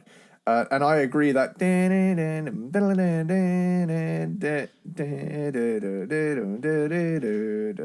the middle, it's just it's gorgeous. Honestly, like I think it's easy to make fun. I think everyone in the band has something that you can pick out and make fun of them for, and obviously the wah pedal would be Kirk's. Yeah, but I almost feel like as a fan and liking what Kirk does so much, the wah pedal is like I want him to use the wah pedal. It's like the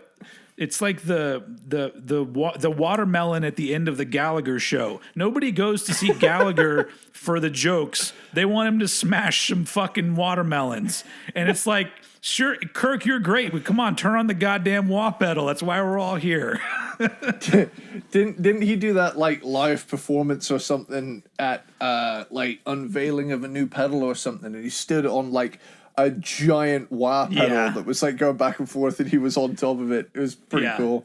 I mean, I guess it's true. It is used a lot, but then you could just be like, why do these guys use distortion all the time? Yeah. It's a goddamn pedal. Shut up. Yeah. But one of the coolest things to me about this album, you know, as much as I love every little detail about it, I have a cool little thing here about Dyer's Eve. Mm-hmm. Dyer's Eve feels like a mic drop on their thrash era. It's like they left their most brutal and technical achievement till the very end. Like this grand finale before stretching out and exploring more accessible sides of their sound. But I love how abruptly it ends too. Like there's no like seconds of silence. It goes go and then just finishes. So I have a theory though about that. And maybe if there are probably way bigger Metallica fans out there that know the answer to this question, but the way that song ends and you hear James make a noise that either sounds like a yo or a go or something at the end of it. Yeah. It makes me feel like something else was about to happen and they edited it out. Like maybe because I think I've heard a version of the song early on where the things were switched around a little bit to where there was a different ending. So I almost feel like maybe they cut it. It was him doing a go into the next part, and that part just got edited out. But I mean, I've never actually heard a version where there was more in the actual recorded version. But it seems a really weird way to end a song, to make a noise at the end of a song. Well, here's the thing I love about how abruptly it ends is that because at this point, this is the fastest, most brutal song they've done. Like, of all of their songs, Dyer's Eve, like, stands above the rest as, like, this fucking titan that you need, like, the keys to the universe to be able to play as, like, a young metalhead. So, like, this is, like, the cherry on top of the tech thrash cake. But, like, you know, it's just the way it ends, go. Yeah. It leaves you with this quiet but no less sudden realization that your face has fucking melted off. You know? Yeah.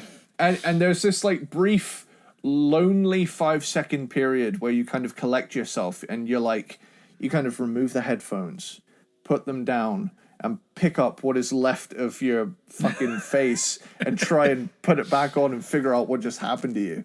But like, to me, you know, Dyer's Eve, I'd like to imagine them in like a small venue playing that, like as if they weren't the biggest band in fucking thrash at this point. I'd love to see it go, boom, and they just walk off stage. Yeah, and I just love that thought. You have a good point though. It does seem like it's the period on the thrash metal. Period, or if you could even call it a thrash metal period, but it is really just like a, you know, don't forget that we started this shit, motherfucker. It's almost like I like to imagine now that, you know, he was about to say, go try and play that motherfucker. You know? they can't even play it themselves. Some would say. I heard them play it. I didn't see the tour, but I saw footage of the tour from the Saint Anger tour cycle, and I think they played Dyer's Eve at least in some shows, and they did a fine job of doing it. But it's a motherfucker, especially for Lars, really. But you know, doing that sort of rapid double kick, and then the changes in it. It's a brutal song, but it's like, it's one that's always sort of just seemed like I don't even. Like I know how to, I rudimentarily know how to play it, but I've never actually tried like all the way through keeping up with the tempo and everything. I'm just like, my arms probably get tired. They get tired just listening to it. Yeah, for me playing it on drums, I just kind of wing it, like with like the skank beats and stuff. I just kind of do my best Dave Lombardo impression during like all of the fast parts, and then just frantically try and keep up with like the double bass in the verses. But you know, was Lars still on cocaine at this point? I don't know. Honestly, I haven't read too much about their dabblings with drugs. And honestly, just because it doesn't really interest me very much, but I mean, it would lead me to believe that, you know, that they were, because of everything about this album, not just the speed of a song like that, but just the songwriting in general and the overall structure of things. I'm just like, it had to have been like late nights, you know, just seeing how fucking complicated they could make their songs. Yeah. But it makes sense too, because they always talked about, like, you know, they would play a lot of those live, and it was just really daunting, like making it through all those songs live. And I could see that, being in a band playing every night, you know, doing some of those songs, especially doing Justice every night, because that's how they didn't close the show with it, but it was I guess it was the first closing of the show. Yeah. But I love just before we come off of Justice, I love that during the or at the end of the Seattle '89 show, and I would imagine for some other shows as well, they did with that stage rig, the statue would collapse and the light rigging would come apart and swing down and shit like that. And one of my favorite, like, Metallica clips ever is Kirk looking over at, like, the stage rigging that's, like, come down, and he's like, "That's not fucking safe, dude. I don't like that," you know? Yeah, that's one of those. I mean, if you look at how it was set up, it was all pretty, you know, once you see it, you're like, oh, okay, I can clearly see where they could all go. They you know, it wasn't quite as crazy as, like, they would get eventually with Through the Never, the shit that would happen on stage. You know, don't go near the fucking Tesla thing. It'll shock the fuck out of you. But Tesla coil, that's what they call those. Anyway. But that was last episode, talking about the later shit. Are you done with Justice? Is that have you done it justice? Yeah, I feel like I've done it justice. Yeah, it's a fantastic album. And so so my number 2, I'm going to announce my number 2, and then we're going to figure out if we have locked in on a number 1. Is this going to be a classic cranked and ranked double oneer? I think it is. Yeah. You're correct. My number 2 is the Black Album from 1991.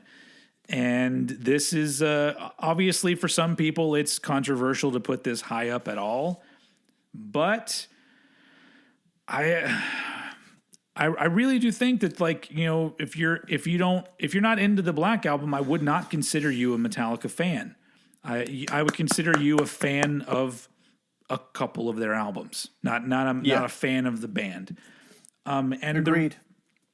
I don't really know, because I can't go back and redo time, so I don't really know how it would happen. But the way that it did happen was the Black Album was the album that brought me and a lot of people into Metallica. I probably would have found my way there anyway, but I remember this album coming out, and I just remember seeing the video for Enter Sandman and just thinking to myself, this is pretty fucking cool. Yeah. And it was cool in a way that, like I said on the last episode, I think I talked about how the one video and song scared me. Whereas even though Enter Sandman has kind of a creepy video and it's about nightmares and stuff, it actually made me feel a little more welcome to the I was like, all right, this band's not really that scary. This is kind of a fun song. And so I very quickly went to the record store and did not have enough money to buy the album. So I bought the single of Enter Sandman that on the B-side had, I think it had Stone Cold Crazy on the B-side of the single. And that was how I first got into them. And then as soon as I had money, I went and I bought the Black Album, and the rest is history. But this album is responsible for me becoming a huge Metallica fan. And it's probably, when it comes to all of their albums, it has the most nostalgia, because I was there when it came out. I didn't get to see them on that particular tour. I saw them years later, and I think the tour was called the Shit Hits the Sheds tour. I think that was my first thing. But they came around to my town on the tour in 92, and I was not old enough. My parents wouldn't let me go, but friends went and, you know, came to school the next day in their t-shirts. And I was just like, you guys fucking suck, man. But this album to me was just like, at the time I was just like, this is so great because it was heavy, but at the same time, like there was something very welcoming about it. I don't know what it was, that it just sort of drew me in and made me want to go back and listen to all of their stuff. And I still feel that today about this album, and even though, yeah, Inner Sandman and Nothing Else Matters are very overplayed, whatever. But, and I guess there are days where I go, I'd rather not hear this song today. But, the rest of the album is fucking fantastic. And the big thing for me, why I put this album at number 2, is not just nostalgia. It has to do with the fact that they took a chance with this album. There was no guarantee that this was going to be successful. I know a lot of people like to rewrite history and say that they knew that it was going to be huge and that Bob Rock had a plan to turn them into a sellout band. But this is really the opposite of selling out. They could have done a very similar album and made their fans happy, and some bands like to make the fans happy, and that's great. But they didn't. I think they probably thought that their real fans would come along with them in this new direction they would be going. And I just love the fact that they took this chance, but not only did they take the chance, they took a lot of time and money into making the perfect version of this that they could make, and it paid off for them way more than they would have even imagined. Like the fact that it's an album that still sells hundreds of copies every month or whatever, here in America anyway, it's pretty crazy. And they accomplished becoming the biggest metal band in the world through this album, reaching everybody around the world and gaining all these new fans. So when it comes to the story of Metallica, this is the biggest album they ever made. It's the most important Metallica album. Is it the most important album when it comes to, like, you know, because you could say Kill 'Em All, very important. It led into thrash metal. Master of Puppets, really important. They perfected what they were doing and made it a fucking masterpiece. Black Album, though, in certain ways is its own kind of masterpiece, but it accomplished so much for them in a way that you can't go. I don't know. I don't hear a band trying to sell out in that album. I hear a band that just got kind of bored doing shit they already knew how to do really well and said, let's try something else and see how it goes. And they did. Yeah. And so I hear that. I hear an ambitious band, even though you would not necessarily call this an ambitious album. That's all I hear is ambition in this, of them trying to top themselves and make the biggest thing that they could possibly make. And that's great. Like that doesn't seem like selling out to me. And I'm being nicer to the haters in this episode, but to be fair, I just think that the sellout argument just shows that not only do you know very little about music, you know very little about being in a band. It doesn't mean that if you're not in a band, your opinion doesn't matter. I just think that there are certain things where you just don't talk about shit that you don't know anything about. Like, you don't know that they sold out. You just think that they did. And so that kind of shit, it bums me out, people's attitudes towards not just Metallica, but music and things in general. There's a whole lot of generalizations that are presented as facts. Yeah. and that it doesn't just stop at music. It goes everywhere, and it really annoys me. I don't know. And I'm not, my brain's going to different places. I don't know. You didn't see this, but because I have a system in place where people who are coming to my channel just to be assholes, their shit gets removed. I know a lot of people could make a fucking free speech argument, but you know what? These assholes have plenty of other places on the internet to run their mouths. My place is not about that. Yeah. And so there was a guy that place for positivity. Yeah. Or if there's negativity, there's a way to present that in a thoughtful way. If you have an opinion that you don't like something, there's a way to present it where you don't come off like an asshole. But this has really nothing to do with Metallica, this comment that I removed. This guy commented, and his comment was squarely based solely on the fact that I asked homophobes not to listen to our podcast. So he said in his comment that what did he, hold on. Let me phrase it correctly here, because I don't know. I deleted it. But he said, my conformist / leftist views do not make me rebellious. And then he wrote, grow up. And I'm like, so at first I thought, what is he talking about? And the only thing that he could be talking about is the fact that so literally he got butthurt that I don't want homophobes to listen to our podcast. Fuck. And he decided to comment on it. And it's funny that he thinks not hating people is being conformist. That's the funniest thing. So I hid that dude. So if you're out there, sir, you can probably still listen to this, but guess what? Your comments are not going to be seen because I literally have no time for that bullshit. But I find it fascinating that people like that exists. Yeah. It just blows my mind how many people out there are so up their own asses that they can't control themselves. And anyway, so that happens with a lot of Metallica haters. That was kind of my way of coming back around, because I do think that it's not just Metallica. There's other things too. That just people are just I don't know why everyone feels like they got to have some sort of angry retort to things, but it's pretty depressing. It makes me feel sad about humans in general, because I see that much more than I see people propping each other up, which is what I feel we should be doing here.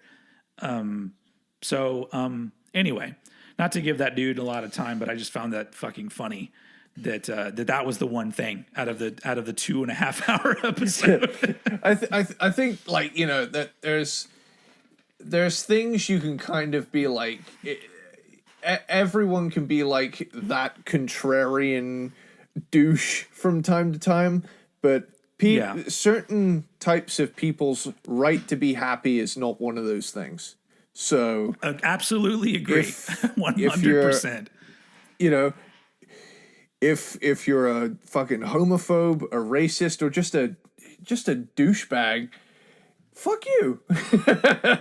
A bigot in general. Yeah, a bigot in general. Yeah, there we go. You've heard it from Eddie Sparxx too. Yeah. Yeah.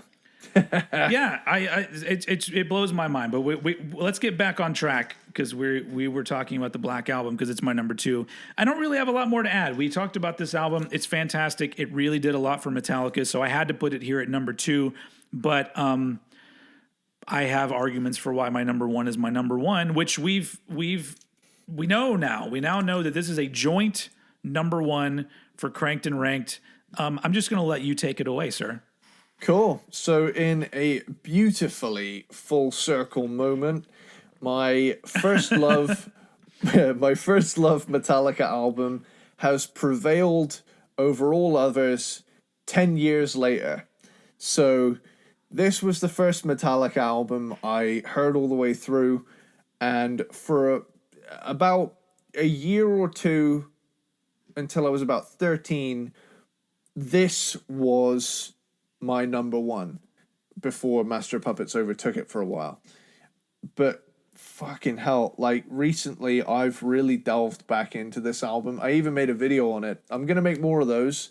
Awesome. I'm just on a little bit of a break right now. I will be back to track of the week and behind the album. That's where I'm taking the channel forward now. But yeah, Ride the Lightning, I went back, I listened to it, and my God, you know, it is something. You know, it's the shortest of their albums, but it's also the sweetest. So with that, I'm gonna hop in to my track by track. Fight Fire with Fire retains the thrash, but ups the maturity by a country mile. This is next to Blackened and Wherever I May Roam, a favorite Metallica song of mine. Creeping Death as well. I could say confidently those are my top four. But that Ride the Lightning, underrated killer song. For Whom the Bell Tolls, iconic bass moments have etched this album into the minds of all metalheads, generations past and generations to come. Fade to Black is their first foray into ballad territory, but nonetheless does it have that kick-ass power to it and a killer solo at the end of it. Trapped Under Ice, I still feel fucking robbed that they didn't play this at the Antarctica show. Yeah. But, you know, it's a fucking amazing song. Escape is the most straightforward, catchy 80s metal song on here. Probably the most straightforward. That's my contender for most underrated Metallica song right there is Escape, because I think it's fucking great. Yeah. And in this grand scheme of the album, I like where it fits in, and I like the fact that it does have the major key shit in it. Yeah. Which is interesting because the verses aren't in a major key. The choruses are. Yeah. So it's a switch from a minor to a major key. And the little drum fills that go, that's a thing that Lars didn't do a lot. In the straightforward riff, he just throws in the, you know? Yeah. And everything about that just makes it a song I'm like, I don't know why anybody hates this, but I have a feeling that it's because Metallica have come out or members have said they're not too fond of it. Yeah. But I think the reason why they weren't fond of it is because I think that was one that was kind of written at the last minute and wasn't really completely fleshed out. Yeah. But if that's their last minute kind of song, then that's pretty fucking great, man. I think, and, you know, this is in the most, you know, in the most appraisal way I can put it. When I say this is the most straightforward, catchy 80s metal song, I feel like this could have easily been a Judas Priest song or maybe even an early Dokken song with the way it's, like, you know, laid out. And I think that's probably why they don't like it, is because if you put more of like a kind of vocals over the top of it, it would feel like that almost glam territory. But I love it. I love how different it sounds. And that's the thing. I love when a band has like a core sound and then deviates from it slightly so that it has that little extra flavor to it. But I mean, it fits in with the album for me because you already have a deviation with Fade to Black. Everyone seems to forget that there's a slow song on the album. And like that was the one that people were kind of bummed about in the beginning, was them doing this thing that sounded like a ballad. Yeah. And so it fits in perfectly because you do have these little, once again, like they gave you a variety of songs and they're all killer. Yeah. It's just so awesome looking at all of these songs and loving all of them. But, man, Creeping Death, I get goosebumps to this day at the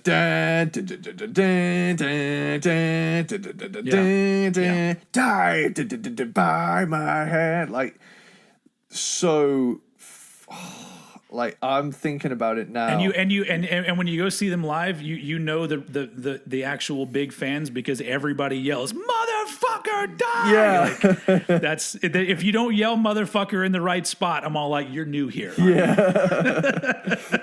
I love the like the way they extend it as well with the bass, and you can hear that bird.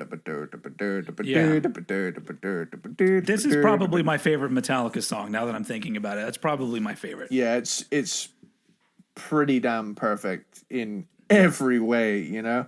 But like Call of Cthulhu. Now, the reason this is my number one Metallica album is that pretty much every song over the years has given me goosebumps at some point. All the other Metallica albums have the odd moment in, you know, every other song, for example. but there's just something about the sheer power of the sound of Ride the Lightning and Call of Cthulhu, especially that bit at the end where it does the like timpani dun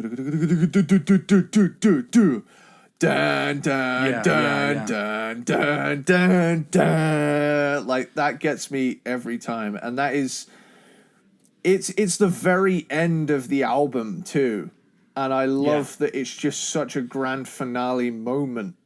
It ends like a live show, almost like the way they end that song. And again, it's like, I've said before, I love a final track to have a kind of credits sequence theme to it, almost like a movie.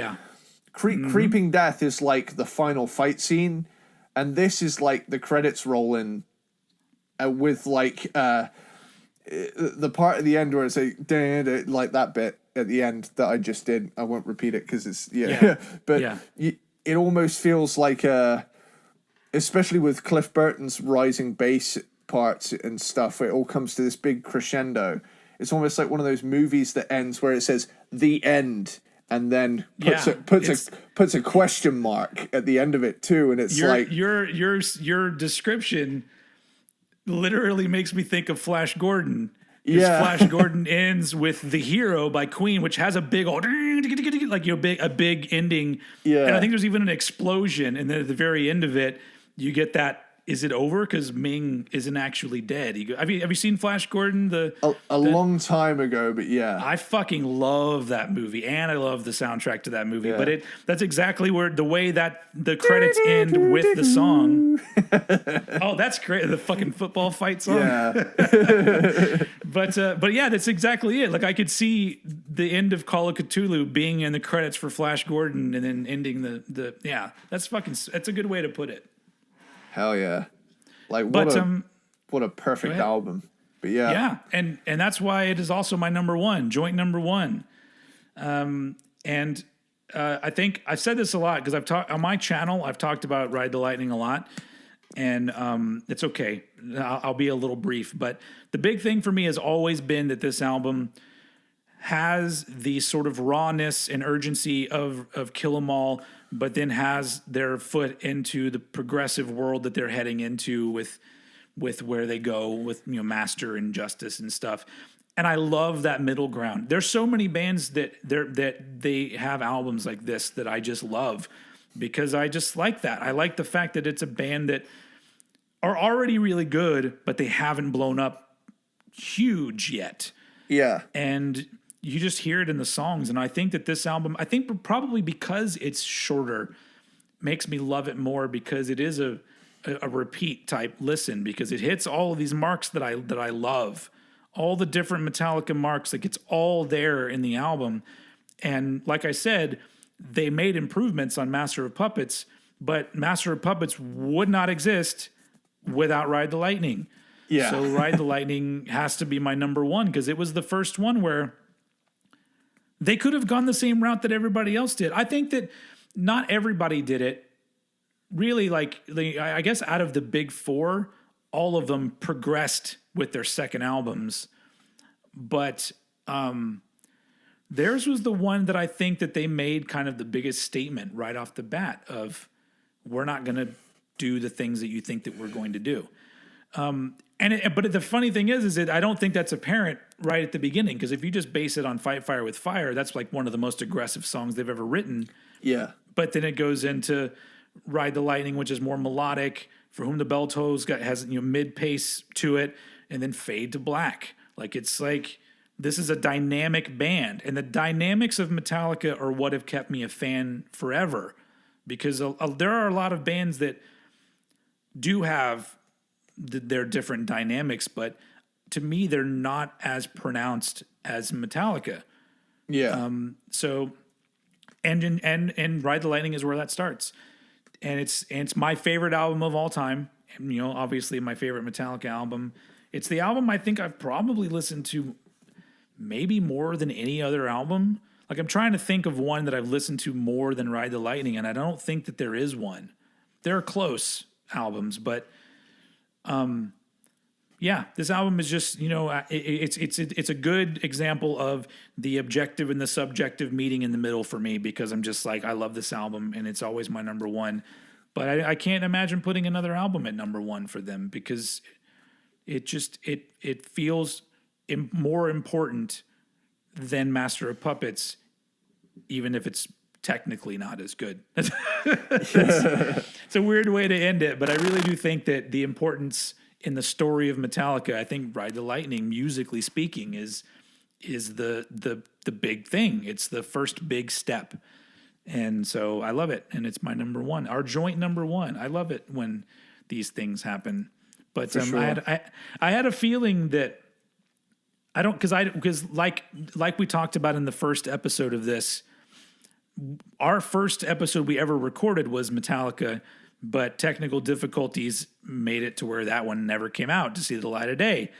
You see how nice I was about that? I just said technical difficulties. I'm not pointing fingers. And so I don't remember what your ranking was on the first one, but for some reason I seem to remember the Black Album being higher than it was this time. I will say Black Album was higher. I think it was number 2. But recent developments have led me to revisit,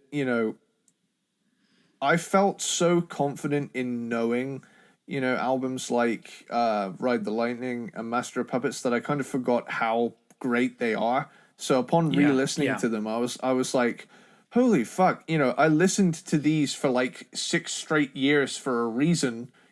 Eddie, hello. There's there is that thing where you're able to, and I don't even know what happens in your brain, but you hear Master of Puppets 100 times, and it starts to be this thing where it's like, oh, it's Master of Puppets, I know it. But sometimes you're able to sit down and listen to a song in a way that you haven't listened to it in a while. Yeah. And that's when you really start to go, man, this is fucking phenomenal. Like it's, and so much of what they've done in their career, to me, when I sit down and really like listen to everything and feel all the things, I'm just like, there's no band. That's why they're my favorite band. There's no band that I listen to where so many of their songs I just go, this is as good as it fucking gets. Yeah. So that's why this has been fun. I'm glad we finally got around to doing Metallica. And I think that eventually we should do a ranking of all the full-length albums that aren't studio albums. Yeah. That might be fun. Live albums and Garage Inc. and Lulu, all of the things that we didn't talk about very much in these episodes. Bonus content. Yeah, because I think that would be fun, especially for bigger Metallica fans out there. But yeah, that's we did it. We ranked Metallica. Yeah, we did it. I love that's perfect. I'm glad that you did that at the end here. Why do I feel like that's going to be a running joke? Like going forward, it's just going to be. I wish I could get like just a sample of just the vocal of that part and just play it at the end of every. Yeah. I don't know how to do things like that. I'm not technically savvy. Because I've always wanted like. I like there's little things from songs that I just want to pull out and have to play whenever I want to. Like I've always wished that the ringtone on my phone could be that part from the very end of the song The Next Episode by Dr. Dre when he goes, smoke weed every day. And I just want I want that to be my ringtone. I just want to be standing in the grocery store and my pocket goes, smoke weed every day. And I'm like, I gotta get that. Anyway, that's another digression at the end of this episode. But yeah. Thank you for listening. Peanut butter platypus. For those of you who don't know what that means, who have made it this far, that's a saying that you can put in the comments to let us know that you made it to the end of the episode and you are one of the best people in the world. You're the best man in the world. What movie is that from? That's a fucking deep cut right there. Oh shit! I'm afraid That is a song that plays. I don't know. It plays in the beginning of the movie The Golden Child with Eddie Murphy. Oh shit! Yeah, I still need to see that one. It's a great one. And anyway, Yeah. so Peanut Butter Platypus to all of you that are still listening. And those of you Peanut Butter Platypuses, the next episodes that you hear will truly show us, I think, who are our biggest fans. Yeah. Because I think we took a little bit of a turn with DJ Jazzy Jeff and the Fresh Prince. I feel like this one, even though we're still in the lane of rock music, Yeah. I feel like this one is also kind of a swerve. Yeah. And it's going to be an interesting one. So everybody be prepared for me anyway, the most interesting couple of episodes that we've ever done. Hell yeah. So hopefully you dig it. I'm not going to say anything else about that just because it's going to be fun, because it could be one of those episodes that comes out and the view count on YouTube is like 100 or it could surprise me and totally blow up. Who knows? But for this particular one, we appreciate you listening to our long-winded Metallica discussion. I guess there's more long-winded discussions out there. There's plenty of podcasts that only talk about Metallica. I heard from somebody on a comment that I don't know if it was one of my Metallica videos or our podcast that was shared on the Discord chat for Metal Up Your Podcast. Oh, cool. And I thought that was kind of cool. I've never really listened to that one. I love that one. Yeah. Yeah. So, I mean, if anyone listens to that, shout out to Metal Up Your Podcast. It seems like a one that people really like. Paul? But that's a little inside joke on the show. There you go. I really don't listen to very many podcasts, as you can tell by how shitty of a presenter I am of one. But especially when it comes to wrapping episodes up, because we're wrapping it up right now and goodbye. No, what we're going to do, as we normally do at the end of this episode, is we're going to toss it over. Why does toss always sound so sexual? We're going to toss off over to Mr. Eddie Sparxx to take us out. Eddie Sparxx, go. Ooh, yeah, later, dude.